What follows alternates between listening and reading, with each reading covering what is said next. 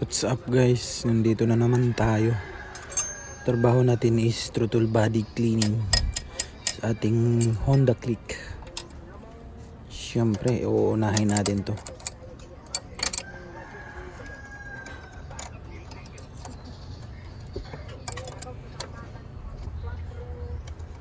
Sundan nyo tong video guys, paano ko ginagawa tong trabaho na to sa paglilinis ng throttle body.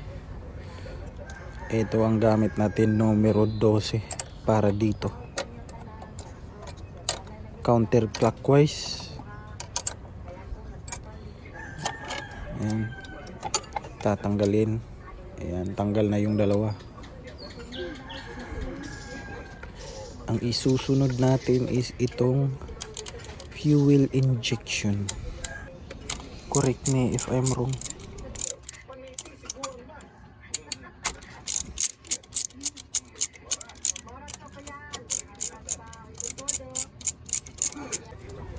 Kapag natanggal na, dahan-dahan itaas. Ayan. Ingatan nyo yung o-ring. Kapag nawala yan, iwan ko lang. Swerte ka kapag may bintahan yan sa Honda. Ayan. Ito po yung fuel injection. At isusunod natin yung air filter. Ayan. Tatanggalin yan. Tapos itong dalawang bolt. Ayan. Itong 10mm para doon sa dalawang bolt dito.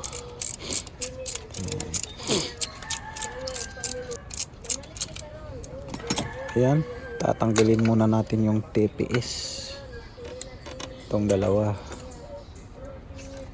Tapos ito,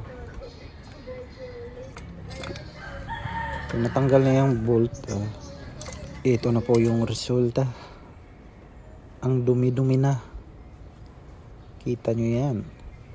Lilinisan natin na yan mamaya. Dumi na. Siyempre, huwag kalimutan kapag natanggal na yung throttle body, is tatakpan itong butas ng makina. Ayan, para hindi mahulugan ng bolt. Ayan, ito po ay carbon. Nilalagyan ko yung makina ng carbon cleaner upang ilabas niya yung dumi. Itong carbon na ito, lilinisan natin ito mamaya. Ayan, ang dumi-dumi na. So dito na naman tayo sa TPS. Tatlong bolt yan. Ayan. Tatlong bolt. Tatanggalin natin ito. Magkaibang size yan eh. Hindi ka naman malilito kapag ibabalik mo yan.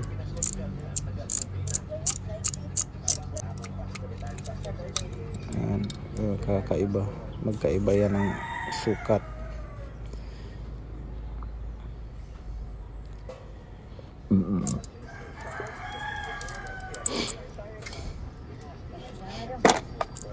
Yan, tatanggalin natin. Babantayan mo yung spring. May spring ito at saka ito. Huwag basta hihilain na lang agad. Lilipad yan. Mahihirapan ka maghahanap ng spring. Ito yung TPS. Lilinisan natin. Ayan, tatanggalin natin tong bolt para maghiwalay yung hihiwalay yung dalawa, yung throttle body. At ayan, ang dumi sa loob, kita nyo naman. Unang-una, tatanggalin itong rubber para paglinis natin, gasolina kasi ang ililinis natin dito. Tatanggalin itong minor. Yan. Ang dumi, carbon yan. Nilalabas sa makina. Yan ang resulta kapag nilagyan ng carbon cleaner yung makina. Ito na po, start na po tayo ng paglilinis. Gamit natin paglinis is gasolina. Yan.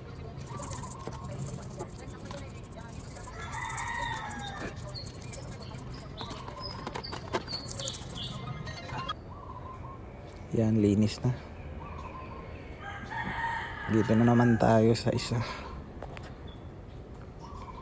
Ang dumi-dumi oh. Aalisin mo na yung rubber kapag naglilinis kayo. Kasi pag nalagyan ng gasolina yung rubber is para siyang bubuka. Ayan. Linis na. Tabi natin. Ito na po ang finished product. Gasolina lang po yung pinaglinis natin. At ibabalik natin kapag natuyo na itong rubber. Tsaka i-reassemble natin to. Ibalik yung bolt.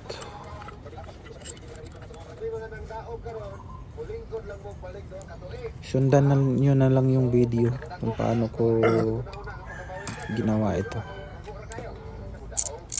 para may knowledge naman kayo. Ang mahal kasi kapag sa shop kayo nagpapagawa, magbabayad pa kayo. Ito, ibabalik natin yung TPS sensor.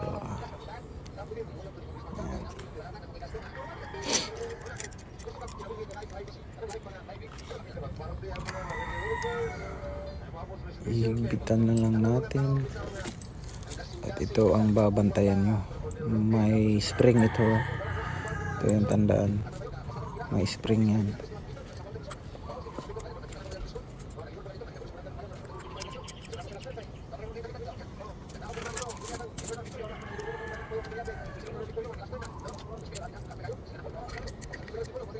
Hihigpitan lang natin. Tamang higpit lang. Huwag masobraan, baka mabiyak. Ayan. Higpit lang natin. I-check lang natin. Goods na. Eto, ibabalik na natin tong throttle body sa motor. Ayan. Tatanggalin ito, ibabalik natin to. Dapat siguraduhin yung tamang bolt. Ayan, ito magkapareho tong bolt na to, magkapareho ng haba.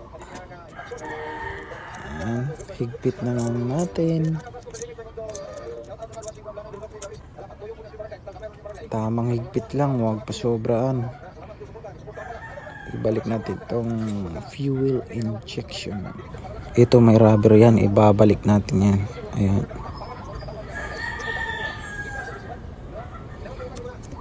Tamang tiyaga lang talaga.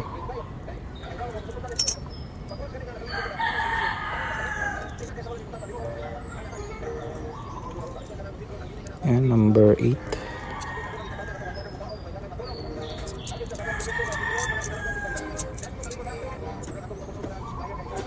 Tamang higpit lang. Tapos ibabalik natin to. Okay. Hindi pa nakita.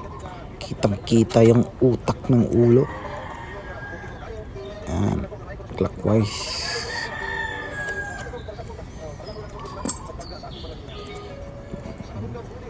Hihigpitan natin clockwise. Tatandaan nyo talaga yan. Uunahin natin sa ibaba. At ito naman sa taas.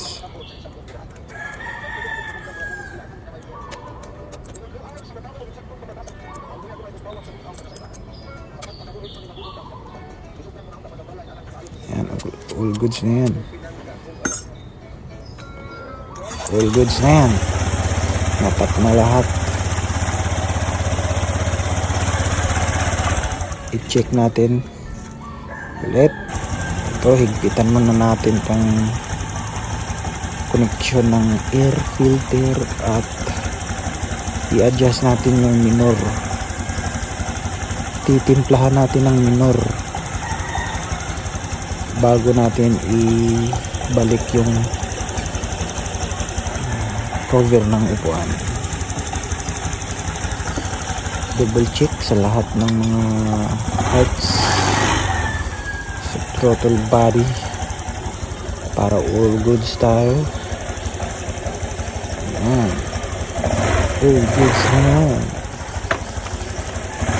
Tamang tsuga lang. Tinitimpla ko yun. All goods na, all goods. Check. I-check lahat, i-check. Ayan. Ito yung TPS. I-check lahat. At hihigpitan natin tong bolt ng connection ng air filter. Check natin ulit lahat. All goods na yan. Alright.